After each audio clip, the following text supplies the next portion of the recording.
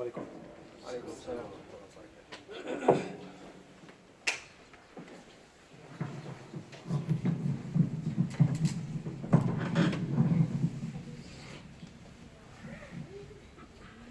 الله أكبر الله أكبر الله أكبر الله أكبر أشهد أن لا إله إلا الله أشهد أن لا إله إلا الله أشهد أن محمدًا رسول الله أشهد أن محمدًا رسول الله حي على الصلاة حي على الصلاة حي على الفلاح حي على الفلاح الله أكبر الله أكبر لا إله إلا الله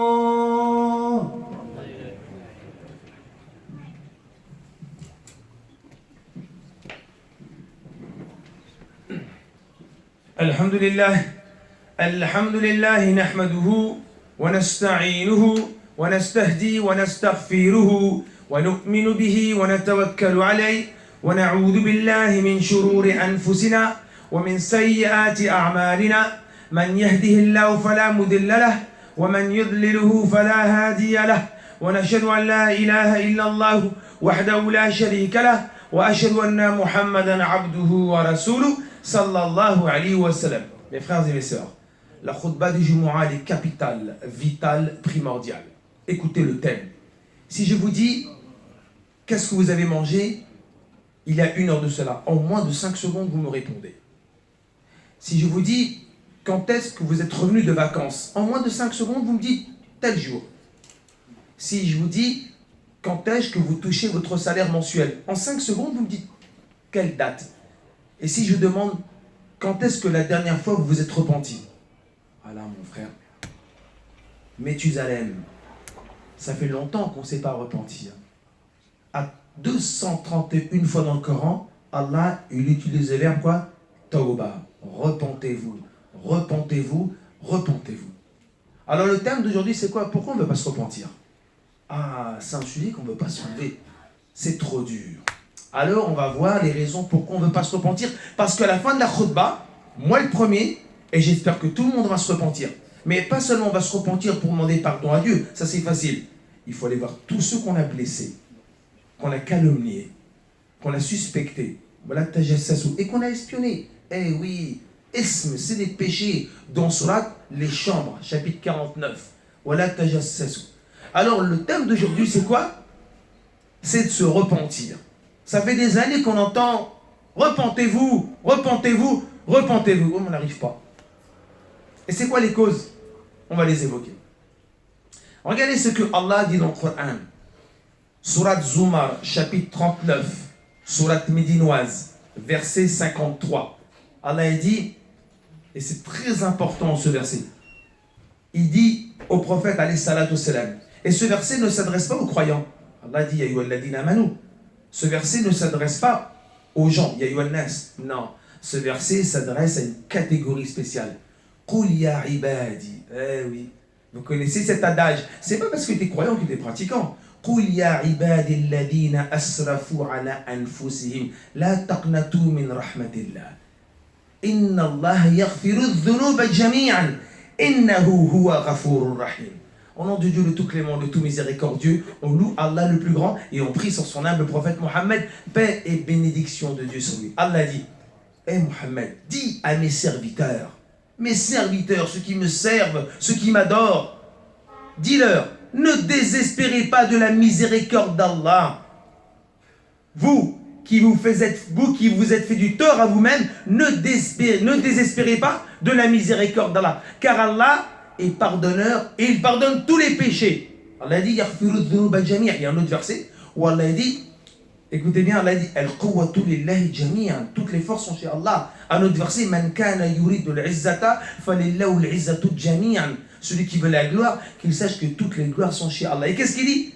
Yaghfiru dhunuba jami'an. Il pardonne tous les péchés. In huwa ghafurur rahim, car il est pardonneur et miséricordieux. Quelle est la première cause pourquoi on ne veut pas se repentir? Et ça fait des années. Vous allez me dire, attends, mais pourquoi on se repent? On n'a rien fait de mal. Ah bon? Parce que nous, on croit que pour se repentir, il faut soit manger du cochon, boire de l'alcool ou faire l'adultère. Non, on se trompe, ça serait trop facile. Non, non. Il y a des péchés qu'on ne connaît pas, ils sont graves auprès de Dieu. On va commencer par le premier. La première cause pourquoi on ne veut pas se repentir, c'est parce qu'en fin de compte, c'est quoi? C'est qu'en fin de compte, on sous-estime les péchés qu'on fait. Pour nous, ce n'est pas grand-chose, c'est minime. Et Allah Ta'ala descend dans le Coran une sourate qui s'appelle Nour, chapitre 24, la lumière, verset 15. À 10 versets, Dieu va descendre quoi, ces 10 versets? Pour innocenter Aïcha de ses détracteurs. De ses détracteurs. Et qu'est-ce qu'elle a dit? Et vous, qui, avec votre langue, vous passiez cette rumeur, ça s'appelle des fake news, c'est connu aujourd'hui, les rumeurs. Vous, avec vos langues qui passiez ces rumeurs, et avec vos bouches qui disiez ce que vous n'avez aucune connaissance, aucun savoir, vous dites n'importe quoi en fin de compte. Aucune connaissance, aucun savoir. Vous considérez cela comme peu, alors qu'auprès d'Allah, c'est énorme. C'est ça? Vous pensez que cela auprès de Dieu c'était pas grand chose, mais c'est énorme. Allah il s'appelle Al-Azim, c'est un attribut de Dieu. Et qu'est-ce qu'il dit? Azim. En langue française, quand vous lisez le Coran, vous lisez c'est énorme. Mais vous lisez, il y a 30 synonymes, c'est énorme, c'est catastrophique, c'est épouvantable. Regardez la langue. Et pour nous, c'est pas grand-chose. La première cause, pourquoi on ne veut pas se repentir? Parce qu'on minimise nos péchés. On dit c'est pas grave, alors que c'est très grave auprès de Dieu. Et ça fait des années qu'on entend dans les khutbah jumu'ah, Ya Younes, taqullah, craignez Allah, repentez-vous. Ouais, mais on n'y arrive pas. C'est trop dur. Pourtant, c'est simple. Ça ne coûte pas un sou. Vous savez pourquoi? Parce qu'on a quelque chose à l'intérieur de nous qui s'appelle le nefs, l'ego. Il ne veut pas. Eh oui, parce que le diable, il ne s'est jamais prosterné devant. À cause de quoi? Surat Baqara, Aba wa astakbara wa kana minal kafirin. C'est quoi qui l'a empêché de se prosterner? C'est son ego. Et qu'est-ce qui nous empêche, nous, de demander pardon à Dieu? C'est facile, mais demander pardon aux gens, c'est notre ego. Moi, me rabaisser, aller voir les gens. Eh oui, combien de fois on s'est assis dans des terrasses, sur des cafés? T'as pas vu sa femme? Non. Et son fils, tu sais pas ce qu'il fait? C'est pas vrai. Et sa vie, t'as vu comment elle s'habille? Non, c'est terrible. Et voilà, tu commences à manger la viande des gens. Tu commences à suspecter, à calomnier. Imagine-toi. Et pour toi, c'est pas grave. Allez, on passe l'éponge. Ça, c'est la première cause pourquoi nous, on ne veut pas se repentir, parce qu'on minimise les péchés. La deuxième cause, c'est quoi? C'est parce qu'on se dit, de toute façon, même si je fais des péchés, Dieu va me pardonner. Et il y a un hadith dans le recueil de l'imam Tirmidhi que le prophète, alayhi salatu salam, dit, écoutez bien,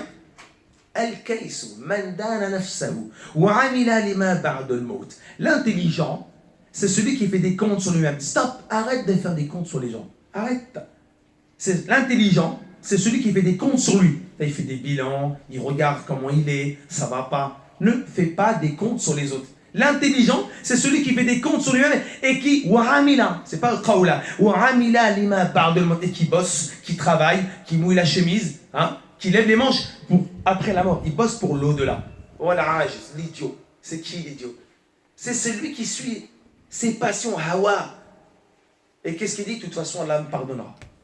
Vous vous rendez compte? Voilà aujourd'hui la deuxième cause pourquoi on ne veut pas se repentir. Parce qu'on se dit, Dieu me pardonnera. Vous savez, ça me fait rappeler une parole. Shalibi, rahimahullah, c'est un très grand savant, un jurisconsulte de 713. Il mourra en 783. Son histoire se trouve dans Al-Ihya de l'imam Razali, la revivification. Et il dit, Jalastu ma'a 400 ulama wa hafadtu 4000 hadith. اخترت حديث واحدة وجدت نجاتي ونجات أمتي من الأولين ومن الآخرين. Il dit, j'ai appris, je me suis assis avec 400 savants, des maîtres, des docteurs de la loi. J'ai appris 4000 traditions, des hadiths, des paroles de compagnons, des paroles de tabi'in. J'en ai choisi une seule. J'ai trouvé dedans ma protection pour moi-même et pour ma communauté, du premier au dernier. On commence, qu'est-ce qu'il dit? أعمل للدنيا بقدر مقامك فيها وعمل للآخرة بقدر بقائك فيها وعمل لله بقدر حاجتك إليه وعمل للنار بقدر صبرك عليه. Je répète, c'est beau. أعمل للدنيا بقدر مقامك فيها وعمل للآخرة بقدر بقائك فيها وعمل لله بقدر حاجتك إليه وعمل للنار بقدر صبرك عليه. Qu'est-ce que ça veut dire? أعمل للدنيا, fait pour ce bas monde par rapport à ce que tu veux y rester. Et tu sais que cette vie elle est courte. كل من عليها فان. Avancez un peu. Qu'est-ce que Dieu dit dans le Coran? Cette vie elle est éphémère. وعمل للآخرة, et travaille pour l'au-delà par rapport à ce que tu veux y résider. Tu veux y résider longtemps? Ben bosse. Mouille la chemise, travaille. Tu veux rester longtemps? Attention, fais pas de péché. C'est très important. Moi je comprends pas. Comment ça se fait que l'être humain il se dit non, non, moi, Allah il est Ghafour Rahim, j'ai pas besoin de me repentir. Et quand tu vas arriver là-haut, franchement, qu'est-ce qu'on va dire devant Dieu? Pardonne-moi. Non, normalement tu devrais dire, Dieu t'as pas à me pardonner. Hein. Moi je suis blanc comme neige. Hein. Normalement, si tu ne demandes pas pardon ici, si tu fais pas taouba, si tu te repens pas, t'as pas besoin là-haut de dire devant Dieu, me pardonne pas. T'as pas besoin de me pardonner. Je suis blanc comme neige, comme j'étais blanc comme neige. On le dira ça? Non, on le dira jamais. Jamais on dira ça. On va dire pitié Allah. Pardonne-moi Allah. Et pourquoi on demande pardon là-haut, on ne veut pas demander pardon ici? À cause de notre ego, à cause de notre nefs. On ne veut pas se rabaisser devant les gens pour leur demander pardon quand on les a blessés, quand on a parlé sur eux. Et Iblis, il a été damné, maudit par Allah à cause de cela. Vous savez, ça me fait rappeler un jour, il y avait Iblis, et il a croisé un jour Nefs. Et ils sont partis boire un coup à la terrasse. Hein, c'est pas un hadith, ne vous inquiétez pas, hein, c'est une métaphore. Iblis, il est parti voir Nefs, il a rencontré, viens, on va boire un coup à la terrasse. Ils ont bu un coup et ils discutent. Et Iblis, il dit à Nefs, tu sais, moi je suis meilleur que toi. Il dit, comment ça? Nefs, il dit, non, non, c'est moi qui est meilleur que toi. Et Iblis, il dit, non, c'est meilleur. Je suis meilleur que toi. Et Nefs, il dit, pourquoi? Il dit, parce que moi, je t'ai fait sortir ta femme et toi du paradis. Adam et Ève. Waouh! Qu'est-ce que t'en penses, hein? Nefs, il dit, mais moi, je suis meilleur que toi. Iblis dit, pourquoi? Parce que moi, je t'ai fait sortir de la miséricorde d'Allah jusqu'à la fin des temps. Nefs, c'est un rigolo. Shaitan, c'est un rigolo devant le Nefs. Nefs, il est toujours avec toi. Il faut le mater. Le Shaitan, il vient, il part. Alors regardez bien, fais pour ce bas monde par rapport à ce que tu veux y rester. Et travaille pour l'au-delà par rapport à ce que tu veux y résider. Vous êtes prêts? Et fais pour Allah par rapport à ce que tu as besoin de lui. Tu as besoin de Dieu? On n'a pas besoin de Dieu, c'est faux. On n'a pas besoin de Dieu. La preuve, fais pour Allah par rapport à ce que tu as besoin de lui. Donc si tu as besoin d'Allah, bosse. Mais comme on ne fait rien pour la religion, donc on n'a pas besoin d'eux. On n'a pas besoin de Dieu, c'est une honte. On n'a pas besoin de Dieu, c'est vrai, il faut dire la vérité. On prie le minimum, on fait le protocole, ça s'arrête là. Je fais une petite omra de temps en temps. Regardez comment, à quel degré. Et fais pour le feu de l'enfer par rapport à ce que tu peux en supporter. Tu peux supporter le feu de l'enfer? Tu peux pas, alors bosse. A'mal. Voilà ce que dit Chalibi. Première cause, pourquoi on ne veut pas se repentir? C'est parce qu'on minimise le péché, et Dieu l'a évoqué dans Surat, la lumière. Deuxième cause, c'est parce que on veut pas, parce qu'on croit qu'Allah nous pardonnera là-haut, c'est pas la peine de demander pardon ici. C'est dingue, hein? Et le hadith, vous l'avez entendu. Eh oui, la troisième cause, pourquoi on veut se repentir? Pourquoi on ne veut pas se repentir? Mais c'est parce que tout les amal, c'est parce qu'on aime cette vie. Le cancer, c'est pas pour moi. Cancer du pancréas, c'est pas pour moi. Cancer de la prostate, non, c'est pas pour moi. Cancer du foie, c'est pas pour moi. Non. Tous ces cancers, moi je mourrai à 95 ans, sur mon lit, mes enfants autour de moi. On rêve, on se met le doigt dans l'œil. Il y a une semaine, Olivier, un musulman que je connais bien à Massy. Ça fait longtemps qu'il est musulman, des années. Il s'appelle Olivier, il n'a même pas changé de nom. Masha'Allah. Et Olivier, je le vois, je le vois au marché. Il est tout maigre. Il a 51 ans. Qu'est-ce qui t'arrive? Moi, j'ai vu qu'il ne faisait pas du sport. Il me dit, Et oui, Faisal, je lui dis, t'as un cancer? Il me dit, ouais. Quel cancer? Il me dit, le cancer du foie. C'est l'un des pires cancers du foie. C'est quand on gonfle, quand ton ventre il gonfle, c'est terminé. Hein. J'ai le cancer du foie. Et qu'est-ce qu'ils t'ont fait? Ils m'ont coupé un morceau de foie. Qu'est-ce qu'il t'a dit ton médecin? 3 choses. Un traitement, mais c'est pas sûr qu'ils tiennent. Le deuxième, une greffe, mais souvent les greffes, ça fonctionne pas parce qu'il y a des rejets, même avec les médicaments anti-rejets. Et la troisième chose, il m'a dit, dans 3 ans, vous n'êtes plus à m'assis dessus. Il dit, j'ai mes enfants. Oui, mais Allah, il est grand. Dans 3 ans, on enterrera ce carré musulman de Massi. Alors nous, on croit qu'on ne va pas mourir. Tout le amal. Et le hadith, il est où? Chez Al-Bukhari.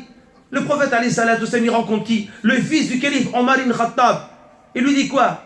كون في الدنيا كأنك غريب أو عابر السبيل وكان ابن عمر رضي الله عنه يقول إذا أمسيت فلا تنتظر الصباح وإذا أصبح فلا تنتظر المساء خذ من صحتك لمرضك ومن حياتك لموتك. Eh oui, qu'est-ce qu'il dit? Sois dans ce bas monde comme un étranger ou quelqu'un de passage. Ibn Omar radiallahu disait, quand tu es au matin, n'attends pas le soir. Et quand tu es au soir, n'attends pas le matin. Prends de ta santé pour ta maladie, de ta vie pour ta mort. Alors qui ne fait pas d'erreur? Pourquoi on ne se repent pas? Le hadith, il est clair. Chez l'imam Ahmed ibn Hanbal authentifié. Le prophète, d'après Abi Hurayrah, qu'est-ce qu'il dit? Kullu ibn Adam khatta'un wa khayru khatta'in at-tawwabun. Tous les enfants de Adam font des fautes. Qui ne fait pas des fautes? Tous les enfants de Adam font des fautes. Et le meilleur des fauteurs, parce qu'il y a le bien, le bon, le mauvais, il y a le meilleur, il y a le pire. Donc le meilleur des fauteurs, c'est celui qui demande pardon. Et si tu n'es pas le meilleur, tu es forcément le pire. Donc le pire, c'est celui qui ne demande pas pardon. Tu es un fauteur, mais tu es le pire des fauteurs, parce que tu ne demandes pas pardon. Mais le meilleur des fauteurs, c'est qui? C'est celui qui fait taouba, qui demande pardon à Allah tabaraka. Mais qui n'a pas de faute? On fait tous des fautes. Vous savez, Hassan Basri, qu'est-ce qu'il dit? Il y a 3 personnes sur la terre. Ne les cherche jamais, tu les trouveras jamais. Ne les cherche pas, tu les trouveras jamais. Un savant qui, dans sa science, est en conforme avec sa pratique. Tu ne trouves pas. Et pourtant, il est du premier siècle, Hassan Basri. Il dit un savant dont sa science est conforme avec ses pratiques. Ça veut dire qu'il pratique tout ce qu'il sait. Tu ne trouves pas. À son époque. Secondo, qu'est-ce qu'il dit? Il dit quelqu'un qui est sincère du matin jusqu'au soir. Ah non, Faïsal, on est sincère. Ben, détrompez-vous. Regardez comment nous, on peut se faire piéger. Des pieux se sont fait piéger par le diable. Des adorateurs, des pèlerins, des jeûneurs. Regardez, un jour il y avait, c'est Hassan Basri qui raconte cette histoire. Il y avait Fouzel ibn Iyad, Machar, l'ancien voleur qui est dans les chaînes de transmission aujourd'hui. Fouzel ibn Iyad, il sortait de la mosquée avec qui? Avec Sofiane le Taouri, 2 cracks de la religion. Il sort de la mosquée après l'Isha comme nous, puis il discute, comme on peut discuter. Et il discute pendant longtemps sur le hadith, sur les paroles d'Allah, sur les commentaires, sur les narrateurs, sur les chaînes de transmission. Il discute sur les voyages, sur tout ce qu'ils ont fait. Les cercles d'apprentissage. Et à la fin, quand ils se quittent, Sofiane le Taouri dit à Fouzel ibn Iyad, quelle bonne soirée nous avons passée et quelle bonne discussion. Fouzel lui dit, non mon frère, quelle mauvaise soirée et quelle mauvaise discussion. Et pourquoi donc? Parce que dans toute la soirée, tu évoquais beaucoup de ta connaissance, de son savoir, de tes voyages, et moi, je donnais mon approbation. Et moi, je racontais mes histoires, mes conférences et mes discours, et tu donnais ton approbation. Et dans tout cela, on a oublié le rappel d'Allah. On n'a pas été sincère. C'est qui? C'est les tabi'in du 1er siècle. Et nous alors? Vous voyez comment nous aussi, on peut se faire piéger? Alors, on n'a pas besoin de se repentir. Si on ne se repent pas, c'est qu'on a un problème. Alors, la deuxième partie, on va expliquer maintenant comment on va se repentir. Subhanakallah wa bihamdik, nashhadu an la ilaha illa anta, nastaghfiruka wa natubu ilayk.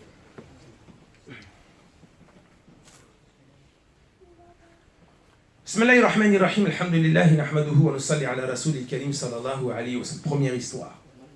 Elle se trouve dans le recueil de l'imam al-Bukhari 5878, narré par Abi Saïd al-Khudri radiyallahu anhu. Il est long le hadith, mais je vais l'abréger parce qu'il reste 10 minutes. Le prophète alayhi salatu dit, il y a longtemps de cela dans les peuples passés, un homme a tué 99 personnes. C'est pas 99 carambars que tu as volé. Et celui qui a tué une personne, c'est comme il a tué l'humanité entière. Il a tué 99 personnes. Mais il commence à regretter et puis il veut revenir vers Dieu. Ouais, il veut se repentir avant qu'il arrive là-haut. Alors il demande quel est le plus grand savant de la région. Et les gens l'orientent vers un moine. Voilà comment on peut se tromper. D'où l'importance de savoir vers qui on s'oriente. Alors il va voir le moine et dit, y a-t-il possibilité, j'ai tué 99 personnes, y a-t-il possibilité de se repentir? Non, niet, négatif, no, là, tout ce que tu veux, impossible. C'est désespérant. Et qu'est-ce que j'ai lu comme verset? Ne désespérez pas de la miséricorde d'Allah. Et ce type-là, ce moine, il a fait désespérer. Vous savez pourquoi? Parce qu'un moine, il vit dans le monachisme, donc une vie monacale, il est loin des gens, dans sa grotte, loin de la société, il ne vit pas avec la populace, il est dans sa bulle. Dans sa bulle. Et le prophète chez Al-Bukhari, qu'est-ce qu'il dit? La rahbaniya fin islam. Ne prenez pas cette vie de monacal, c'est pas pour nous. Restez avec les citadins. Donc, il est parti voir un moine, il a dit impossible. Et qu'est-ce qu'il a fait? Bon, ben c'est terminé. Puisque Dieu ne me pardonnera pas ici, il ne me pardonnera pas là-haut, ben, je continue et j'en tue. Et je t'ai tué. Vous voyez, le pauvre moine là qui pensait mourir là, dans le dhikr ou dans le soujoud, ou je ne sais pas comment, ben, il est mort dans sa grotte. Voilà. Il a pu faire ses adkar, tout ce que tu veux, il n'a pas été protégé. Alors, ensuite, il va demander qui? Quel est le plus grand savant de la région? Et on le oriente vers un savant. Et lui dit, y a-t-il possibilité de se repentir? J'ai tué 100 personnes. Bien sûr que oui! Comment faire? Ben, je vais donner des cours de fiqh, de jurisprudence, de tawhid, de aqidah, de ilm al-hadith. Non, rien de tout ça. Ni verset, ni hadith, rien du tout. Tu sais ce que tu fais? Tu sors de ta cité là, et va dans un autre endroit où il y a une autre cité où les gens adorent Allah. Un peu plus loin, sors du quartier. Reste pas dans le quartier, parce que ça ne marchera pas.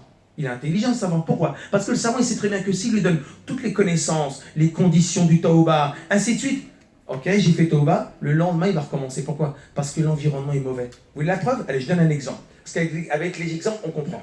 C'est un exemple cru, mais c'est pas grave, hein. On est pragmatique. Je prends un nom, n'importe quel, elle est Moustapha. Moustapha, il vient tous les vendredis au Jumu'ah, mais il a une petite copine. Une petite copine, donc on va prendre un cliché, une petite brune aux yeux bleus, avec un grain de beauté, une poupée. Tous les jeunes du quartier la veulent. Il est content, il ne veut pas la lâcher, c'est sa nana.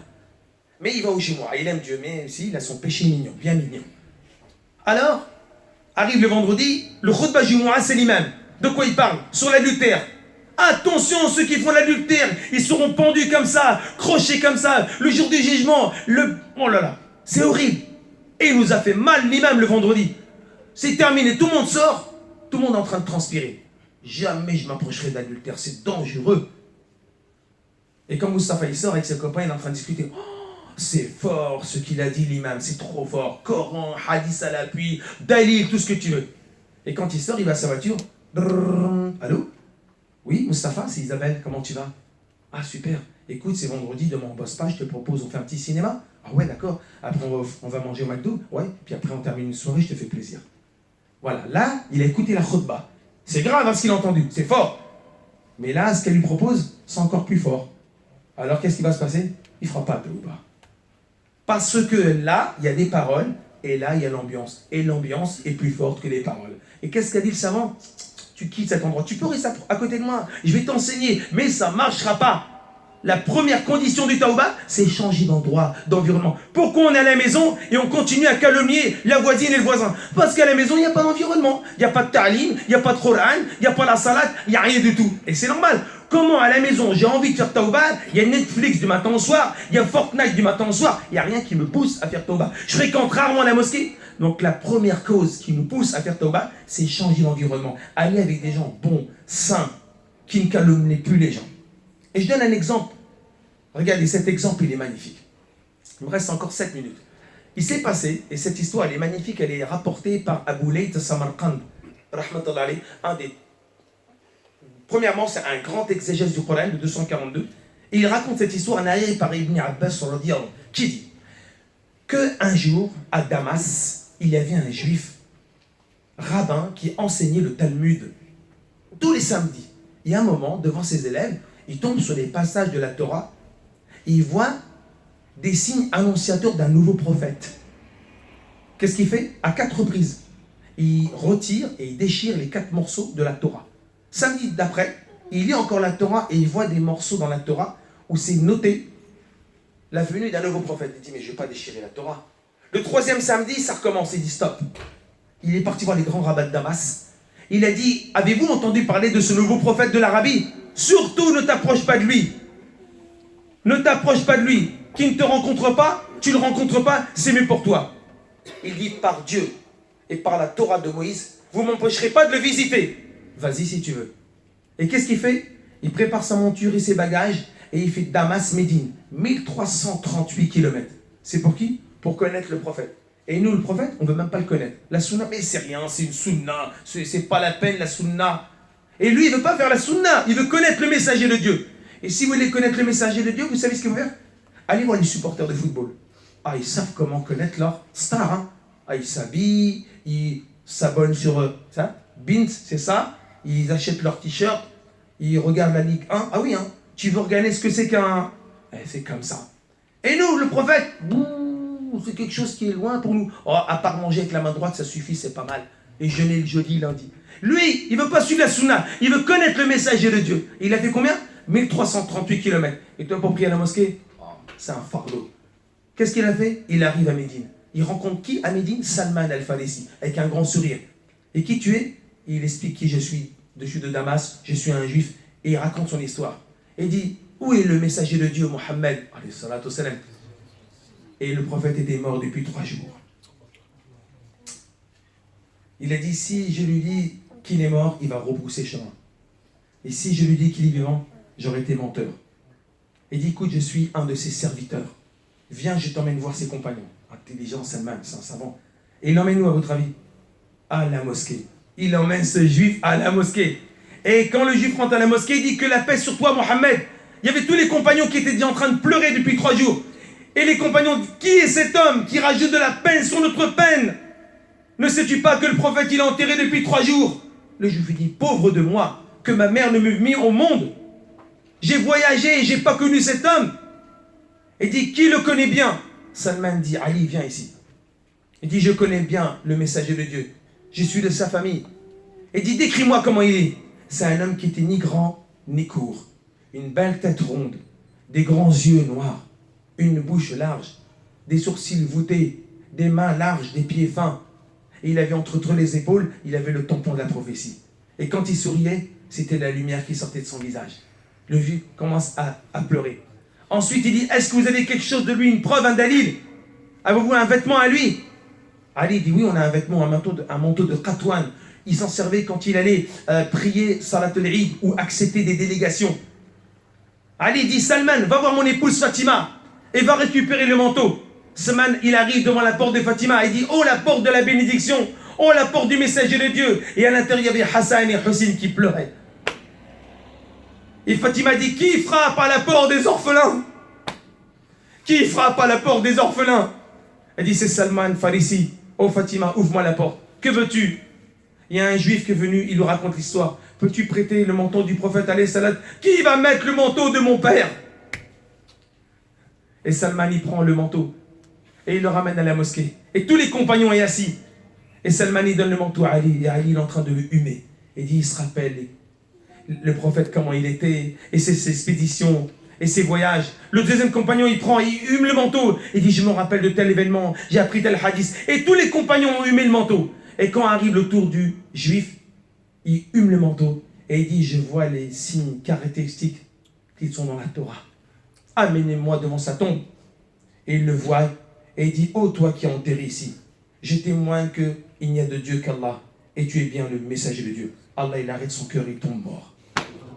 Allez, il dit, on va l'enterrer au Baqi. Et aujourd'hui, il est encore au Baqi. Ça, c'est quoi? Regardez, l'homme, il est venu voir le prophète, il a fait Taouba, il est revenu à Dieu. Il n'a rien entendu, ni Coran, ni Hadith, seulement l'environnement. Et la deuxième, pragmatique. Vous allez me dire, ouais, mais c'est à l'époque. Bon, regardez cette époque. Il y a 1 an de cela. On a mis 1 an et demi, on a mis une ambiance dans la mosquée. Une ambiance. On a mis des pop-corn, des gâteaux, des boissons, une sofra, ce qu'on appelle une nappe. On a invité tous les jeunes du quartier, même les papas, rester. Et il y avait une bonne ambiance. Et on est parti dans les quartiers pour inviter les jeunes à cette ambiance. On s'est dit un peu de boisson, un peu de gâteau, ça leur fera du bien. C'est pas la peine de sortir ni hadith ni Coran.